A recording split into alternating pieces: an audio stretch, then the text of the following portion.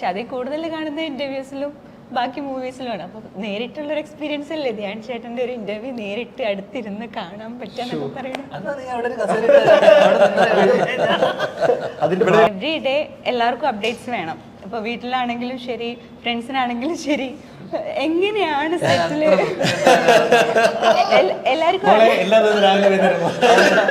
കുഴപ്പമില്ല എന്നൊരു പ്രശ്നമില്ല. അത് എപ്പോഴും വിളിച്ചു പറയണ്ടേ. എത്ര ഭയമായിരുന്നു ധ്യാനിലൂടെ അഭിനയിക്കുമ്പോ. ഭയമല്ല, അവരൊക്കെ ധ്യാന്റെ ഫാൻസ് ആണ്, അതുകൊണ്ടല്ലേ. അതെ, ഇന്ന് എന്തൊക്കെ കോമഡി പറഞ്ഞു. നമ്മൾ പറഞ്ഞു കഴിഞ്ഞാൽ സെറ്റിലുള്ള രീതിയും ബ്രേക്കിന്റെ ഇടയിലുള്ള രീതിയും അതല്ലാതെ കംപ്ലീറ്റ്ലി ഫ്രീ ആയിട്ട് ഇരിക്കുന്ന സമയത്ത് ആളുകൾ വേറെ രീതിയിലല്ലേ പെരുമാറാം. പക്ഷെ ആളുകൾ മനസ്സിലാക്കി വെച്ചിട്ടുള്ളൊരു ധ്യാൻ ചേട്ടൻ എന്ന് പറഞ്ഞാൽ 24/7 കോമഡി മാത്രം. നിനക്ക്